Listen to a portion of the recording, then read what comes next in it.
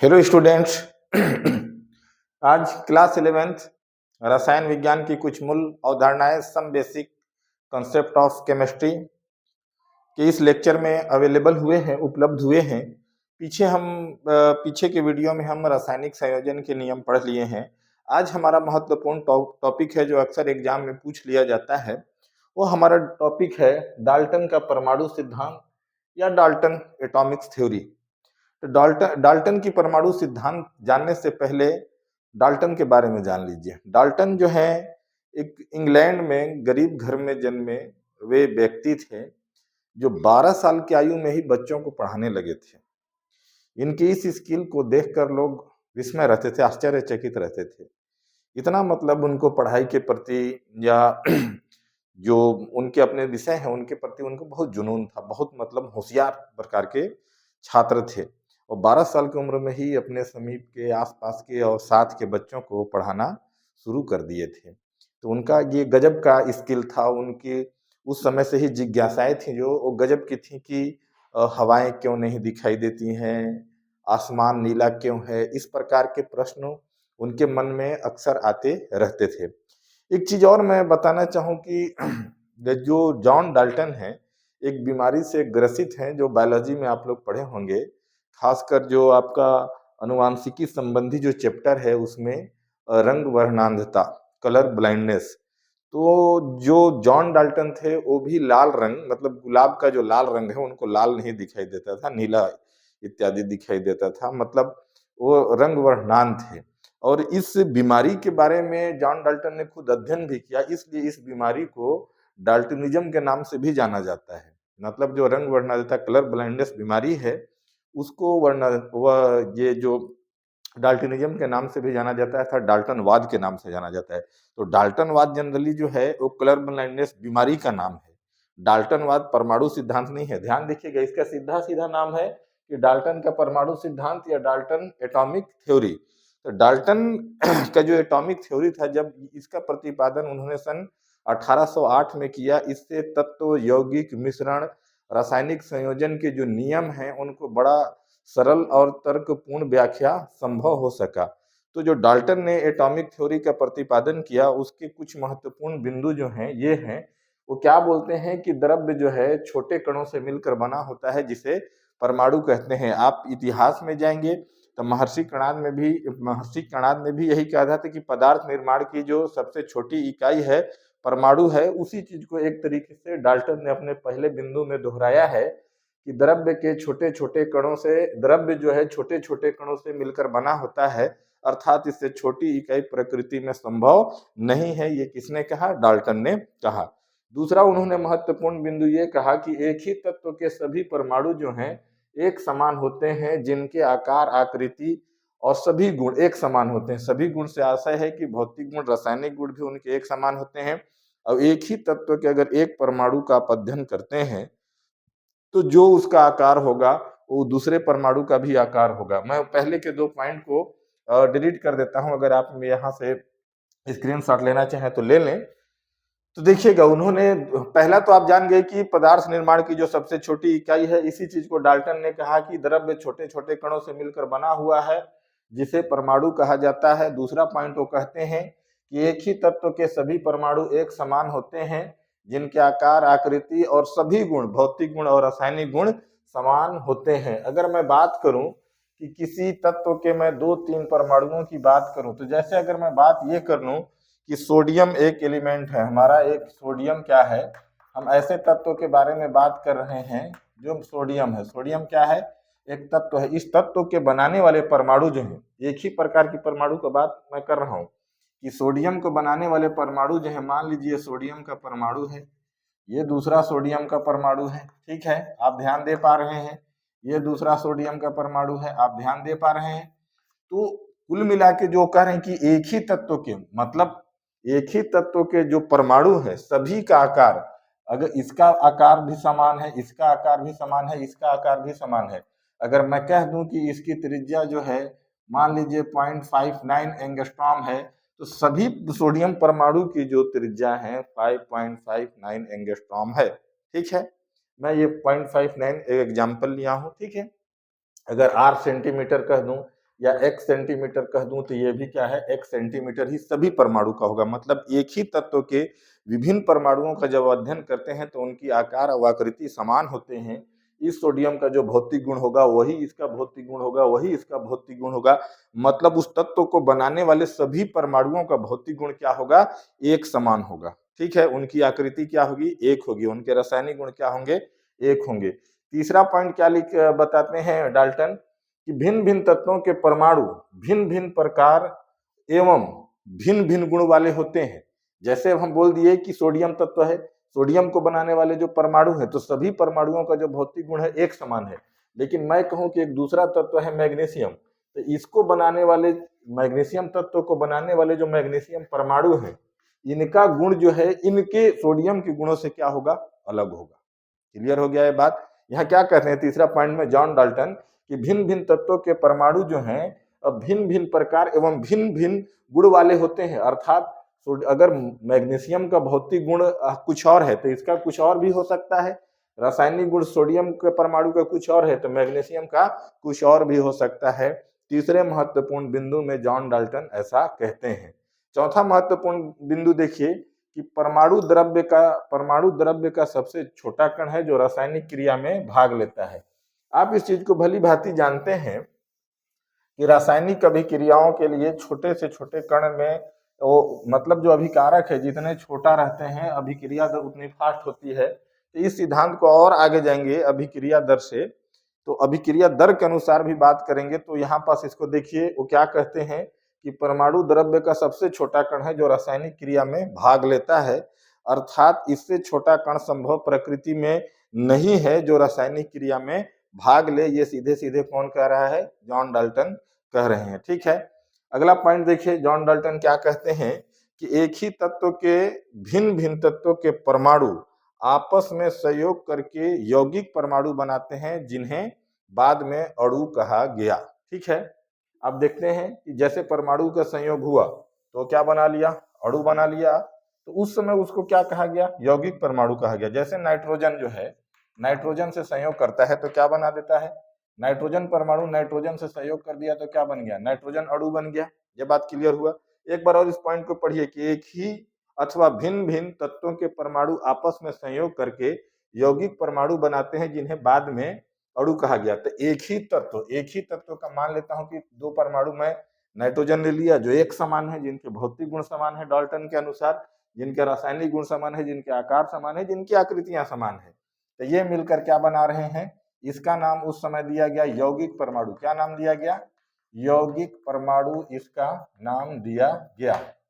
ठीक है, दूसरा बोल रहा है कि भिन्न भिन्न तत्वों के भी, मतलब भिन्न भिन्न, ये तो एक ही तत्व के दो परमाणु ले लिए, मैं दो भिन्न तत्वों को बात कर रहा हूं। एक मैं बात कर रहा हूं नाइट्रोजन का और दूसरा मैं बात कर रहा हूं हाइड्रोजन का। तो आप देखते हैं कि नाइट्रोजन और हाइड्रोजन जो संयोग करके क्या बना लेता है, आप देखे हैं अमोनिया बना लेता है। ये भी उस दौरान इसका नाम क्या किया, यौगिक परमाणु, जो बाद में इसको क्या कहा गया, अणु कहा गया। नाइट्रोजन एक अणु है, अमोनिया एक अणु है। ठीक है, ये बात क्लियर है। तो इस प्रकार से हम देख पा रहे हैं कि जॉन डाल्टन का जो पांचवा महत्वपूर्ण बिंदु है कि एक ही अथवा भिन्न भिन्न तत्वों के परमाणु आपस में संयोग करके यौगिक परमाणु बनाते हैं जिन्हें बाद में अणु कहा गया। तो एक अणु ये हो गया, एक अणु ये हो गया। ये एक ही तत्व के परमाणुओं से बना हुआ है जबकि ये भिन्न भिन्न तत्वों के परमाणुओं से बना हुआ अणु है। महत्वपूर्ण बिंदु क्या बोलते हैं जॉन डाल्टन, जो लास्ट है कि परमाणु कोई भी रासायनिक क्रिया परमाणु को किसी भी रासायनिक क्रिया या भौतिक परिवर्तन से नष्ट नहीं किया जा सकता है। अर्थात जो जॉन डाल्टन का थ्योरी जो है अंतिम महत्वपूर्ण बिंदु है, वो परमाणु को क्या मानते हैं, अविनाशी मानते हैं। मतलब परमाणु का विभाजन संभव नहीं है और परमाणु को नष्ट नहीं किया जा सकता है। समझ रहे हैं बात को आप कि परमाणु को किसी भी रासायनिक अभिक्रिया और कोई भी भौतिक परिवर्तन द्वारा न नष्ट किया जा सकता है न बनाया जा सकता है। इससे जो छोटा कण है कल्पना संभव नहीं है। ठीक है, तो ये डाल्टन के जो महत्वपूर्ण बिंदु थे। 1808 में जो डाल्टन का परमाणु से संबंधित नियम प्रतिपादित किया गया था, ये 6 महत्वपूर्ण बिंदु का हम अध्ययन किए। तो जो परमाणु जो मतलब जैसे हम रसायन का विकास का बात करते हैं तो ये सब कुछ अचानक से नहीं हुआ है। अगर हम परमाणु सिद्धांत के बारे में ही बात करते हैं तो आप देखेंगे कि महर्षि कणाद ने दिया, आज हम पढ़ रहे हैं कि डाल्टन ने परमाणु के संबंध में क्या कहा। जब हम आधुनिक अवधारणा पढ़ेंगे, मॉडर्न कंसेप्ट ऑफ एटम, मतलब परमाणु की आधुनिक कॉन्सेप्ट को पढ़ेंगे, अवधारणा को पढ़ेंगे, तो उसमें हम जे थॉमसन के बारे में पढ़ेंगे, रदरफोर्ड के बारे में पढ़ेंगे, हम नील्स बोर के बारे में पढ़ेंगे कि उन्होंने परमाणु के बारे में क्या कहा। इन रसायन शास्त्रियों के अथक प्रयास से आज हम आधुनिक परमाणु के बारे में हमारे पास पर्याप्त कंटेंट है, पर्याप्त जानकारी है, जिसके माध्यम से हम विभिन्न प्रकार के एक्सपेरिमेंट करते हैं। तो क्या जिस समय जॉन डाल्टन ने परमाणु सिद्धांत को प्रतिपादित किया, आज के स्वरूप में क्या हूबहू वैसा ही है? तो नहीं, हमारे रसायन शास्त्रियों ने समय समय पर एक्सपेरिमेंट करके इसके रूप को और आधुनिक दिया, इसके कमियों को और भी कमियों को टोटली लगभग कमियों को दूर करते रहे। भविष्य में और भी कुछ हमारे पास अगर कॉम्प्लिकेशन है तो हमारे रसायन शास्त्री जो इसमें लगे रहते हैं वो दूर करते रहते हैं। तो अब हमारा जो अगला हेडिंग है वो डाल्टन के परमाणु सिद्धांत की सीमाएं हैं। मतलब सीमाएं से आशय कि क्या हर जगह लागू है? तो हर जगह लागू नहीं है। जैसे हम अंतिम पॉइंट क्या बोले कि डाल्टन ये बोलते हैं कि परमाणु को किसी भी भौतिक या रासायनिक परिवर्तन द्वारा नष्ट नहीं किया जा सकता है, अर्थात परमाणु क्या है? अविनाशी है। मतलब परमाणु क्या है? अमर है। ये कौन कह रहा है? John Dalton. जबकि आधुनिक जो परमाणु सिद्धांत है ये बोलता है कि परमाणु अविनाशी नहीं है। तो जब हम अगला वीडियो बनाएंगे तो हम परमाणु का जब आधुनिक सिद्धांत पढ़ेंगे और जब दोनों वीडियो को आप देख के जब कंपैरिजन करेंगे तो आपके परमाणु के बारे में जो भी मतलब कंफ्यूजन है वो टोटली क्लियर हो जाएगा। तो फिलहाल हम पढ़ रहे हैं डाल्टन के परमाणु सिद्धांत की सीमाएं, है ना, कि कहाँ कहाँ किस किस बिंदु पर डाल्टन के परमाणु सिद्धांत की सीमाएं जो है मतलब उनका व्याख्या संभव नहीं हो पाया, या उन्होंने ऐसे क्या कौन कौन से बिंदु हैं जहां पर डाल्टन के परमाणु सिद्धांत लागू नहीं हो पाए। तो पहला जो महत्वपूर्ण बिंदु है कि डाल्टन के परमाणु सिद्धांत की सीमाएं में कि रासायनिक संयोग का जो आप नियम पढ़े हैं, रासायनिक संयोजन के नियम, रासायनिक संयोजन के नियम आप पढ़े हैं। पिछले हम 5 वीडियो में इसी को कवर किए हैं, रासायनिक संयोजन का नियम। तो रासायनिक संयोजन के नियमों का व्याख्या जो है डाल्टन के एटॉमिक थ्योरी से है, सिवाय गैलू-सॉक के गैस आयतन संबंधी नियम को छोड़कर। मतलब डाल्टन का जो परमाणु सिद्धांत है वो जो है रासायनिक संयोजन के चारों नियमों को व्याख्या करता है, जिसमें द्रव्यमान संरक्षण का नियम है, स्थिर अनुपात का नियम है, गुणित अनुपात का नियम है। ठीक है, ये सब का जो है व्याख्या वो कर पा रहा है। लेकिन ठीक है, और चौथा क्या है? तुल्यांक समानुपात का नियम है। एक चार हम बता रहे हैं कि ये 4 का व्याख्या जो है डाल्टन के परमाणु सिद्धांत से हो गया, लेकिन जो 5वां सिद्धांत है गैलू-सॉक का गैस आयतन संबंधी नियम, उसका व्याख्या जो है डाल्टन के परमाणु सिद्धांत से संभव नहीं है, अर्थात डाल्टन ने इसकी व्याख्या नहीं की। इसका सीधे सीधे आशय है कि जब आप रासायनिक संयोजन के ऊपर के चारों नियम जो पढ़ते हैं वो क्या है, सबका जो गुण है और जो सिद्धांत है उनके मतलब तत्व यौगिकों के भार पर है। जबकि गैलू-सॉक का गैस आयतन संबंधी नियम जो है वो सीधे सीधे आयतन बेस है। तो भारा अनुसार जो व्याख्या था रासायनिक संयोजन का वो डाल्टन के परमाणु थ्योरी से हो रहा है, लेकिन जो गैसीय आयतन संबंधी जो नियम है उसकी व्याख्या जो है परमाणु से डाल्टन का परमाणु सिद्धांत के माध्यम से नहीं हो पाता है। सरल शब्दों में मैं ये कहूं तो रासायनिक संयोजन के पहले के चारों नियमों की व्याख्या हो जाती है, गैलू-सॉक के गैस आयतन संबंधी नियमों की व्याख्या डाल्टन के परमाणु सिद्धांत से नहीं हो पाती है। मतलब ऊपर के 4 नियम की व्याख्या है और पांचवा जो है गैलू-सॉक का गैस आयतन संबंधी नियम, गैलू-सॉक का गैस आयतन संबंधी नियम, इसकी व्याख्या जो है डाल्टन के परमाणु सिद्धांत से नहीं किया जा सका। ठीक है, दूसरा महत्वपूर्ण बिंदु है कि और किसकी व्याख्या नहीं हो पाया। तो दूसरा महत्वपूर्ण बिंदु ये है कि आप देखते होंगे कि ये बोल रहे हैं कि भिन्न भिन्न तत्वों के जो परमाणु हैं भिन्न भिन्न प्रकार के होते हैं और एक ही तत्व के परमाणु जो है एक ही प्रकार के होते हैं। ये कौन कह रहे हैं? डाल्टन कह रहे हैं। तो जब हम ऐसे दो तत्वों का अध्ययन करते हैं, मान लेते हैं कि वे दो तत्व क्या हैं? ऑक्सीजन है। ठीक है, वे तत्व क्या है? ऑक्सीजन है। और दूसरा तत्व को मैं देख रहा हूं कि फ्लोरीन है। क्या है? फ्लोरीन है। ठीक है, फ्लोरीन जिसको आप बोलते हैं सीधे सीधे शब्दों में क्या बोलते हैं? फ्लोरीन बोलते हैं। ठीक है, तो आप जब केमिस्ट्री को हल करते हैं तो इसका एटॉमिक मास 16 लेते हैं और इसका लगभग 18 लेते हैं। ठीक है, 16 और 18 लेते हैं। तो जो डाल्टन का जो परमाणु सिद्धांत है इसकी भी व्याख्या नहीं कर पाया कि इसका द्रव्यमान अलग अलग दो भिन्न भिन्न तत्व हैं, तो इनका जो परमाणुओं का द्रव्यमान है 16 व 18, ये अलग अलग क्यों है। परमाणु सिद्धांत जो डाल्टन का परमाणु सिद्धांत है इसका व्याख्या नहीं कर पाया। अगला पॉइंट जो है अगला पॉइंट जो है कि इसकी संयोजकता का भी व्याख्या नहीं कर पाए। आप देखे होंगे कि ऑक्सीजन की संयोजकता कितनी होती है, 2, और फ्लोरीन की संयोजकता कितनी होती है, 1। मतलब ऑक्सीजन की वैलेंसी कितनी है, 2, और फ्लोरीन की वैलेंसी कितनी है, 1। इसकी भी व्याख्या डाल्टन के परमाणु सिद्धांत से संभव नहीं हो पाया। क्लियर है बात। अब अगला पॉइंट जो है तीसरा पॉइंट ये है कि समान हो या भिन्न हो। जैसे समान तत्व है, जैसे नाइट्रोजन सामान्य तत्व के 2 समान परमाणु नाइट्रोजन अणु को बना रहे हैं, ये बात क्लियर है। 2 विभिन्न परमाणु जो है, मान लीजिए कार्बन और ऑक्सीजन मिलकर कार्बन डाइऑक्साइड बना रहे हैं, ये भिन्न भिन्न तत्व के 2 परमाणु हो गए, 3 परमाणु हो गए, ये एक ही तत्व के परमाणु हो गए, मतलब ये समान परमाणु हो गए, भिन्न भिन्न परमाणु हो गए। तो ये अणु क्यों बनाते हैं, इसकी भी व्याख्या जो है डाल्टन का जो एटॉमिक थ्योरी है नहीं कर पाया। तो क्या इसका व्याख्या हुआ कि नहीं हुआ, तो हुआ इसका व्याख्या। कौन से थ्योरी से, modern concept of atomic theory, जो परमाणु सिद्धांत की आधुनिक अवधारणा है उसके माध्यम से ये क्यों क्रिया करते हैं इसकी भी व्याख्या हुआ। ठीक है, उसके बाद जो है एक और महत्वपूर्ण जो है जहां पर डाल्टन का जो थ्योरी है असफल हो रहा है, वो है कि मान लीजिए कि कार्बन डाइऑक्साइड ये बना है, ठीक है, तो कार्बन डाइऑक्साइड को बनाने वाले अभी फिलहाल क्या है, आणविक फॉर्म में है, मतलब ये अणु है। तो इस अणु को बनाने वाले परमाणुओं के बीच में जो बल कार्य कर रहा है उस कार्यकारी बल की व्याख्या डाल्टन नहीं कर पाए, जिसके वजह से हम पाते हैं कि द्रव्य जो है हमारी 3 अवस्था में पाई जाती है।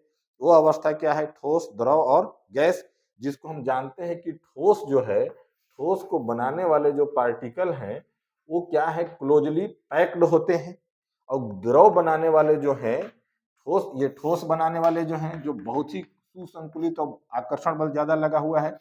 द्रव में जो है इन कणों के बीच के तुलना में इनकी दूरी ज्यादा है, अर्थात इनमें लगने वाले बलों का वैल्यू कम है। और गैस में जो है अणु एक प्रकार से क्या है, स्वतंत्र है, मतलब इन कणों के बीच में तो बल लग रहा है, बल लगने की वजह से ही ठोस, द्रव और गैस तीनों अवस्था में द्रव्य पाई जा रही हैं। तो इन बलों की व्याख्या जो है डाल्टन का परमाणु सिद्धांत नहीं कर पाया। एक सीमाएं में क्या हो गया, चौथा महत्वपूर्ण बिंदु ये हो गया। तो क्या इसकी व्याख्या हुई, तो हुई। ये सिद्धांत के अनुसार, आधुनिक सिद्धांत के अनुसार, परमाणु के जब आधुनिक सिद्धांत पढ़ेंगे तो ये सब चीजों की व्याख्या हम कक्षा 11वीं क्लास 11 के शुरुआत के पहले 1 से 4 चैप्टरों के बीच में हम कर लेंगे। परमाणु संरचना, आवर्तिता को पढ़ते पढ़ते शुरुआत 4 का 3 तक ही हम ये सब चीजों की व्याख्या को कंप्लीट करेंगे। और जो लास्ट और महत्वपूर्ण जो है, जहां पर डाल्टन के परमाणु सिद्धांत टोटली असफल हो जाता है कि अणु और परमाणु में वे विशेष अंतर ही नहीं कर पाए। ठीक है, तो इस प्रकार से जो है डाल्टन के परमाणुवाद है और परमाणु से संबंधी उनके नियमावली हैं और उनकी ये सीमाएं हैं कि कहाँ कहाँ वो असफल हो गई। लेकिन 1808 के परिप्रेक्ष्य में हम बात करेंगे तो ये बहुत बड़ी, मतलब क्रांतिकारी बिंदु थे, जो नियमावली थे जो जॉन डाल्टन के द्वारा दिए गए थे। उस समय इतना वृहद रूप से परमाणु के संबंध में जानकारी और डेटा को कलेक्ट करना, अध्ययन करना आसान कार्य नहीं था। जो एक तरीके से आप बोलेंगे कि आज रसायन का जो हम रसायन के जिस आयाम पर पहुंचे हैं उसमें जॉन डाल्टन का भी एक बहुत महत्वपूर्ण योगदान है। ठीक है, तो जॉन डाल्टन के परमाणु सिद्धांत की जो महत्वपूर्ण बिंदु है उसको पढ़िए, सीमाएं हैं उसको पढ़िए। और आने वाले वीडियो में हम परमाणु के आधुनिक सिद्धांत को पढ़ेंगे, फिर आणविक द्रव्यमान, परमाणविक द्रव्यमान, मूलानुपाती सूत्र, मोलर कॉन्सेप्ट को पढ़ेंगे। तो लगभग आपके जो थोड़े थोड़े प्रॉब्लम है टोटली क्लियर हो जाएंगे। ठीक है, अगर ये वीडियो आपके लिए उपयोगी है तो अंसारी एजुकेशन चैनल को सब्सक्राइब कीजिए, लाइक कीजिए। और अगर इस कंटेंट में आपको कहीं प्रॉब्लम फील हो रहा है तो कमेंट सेक्शन में जरूर लिखिए। हम आपके हर प्रॉब्लम को दूर करने का प्रयास करेंगे। Thank you very much.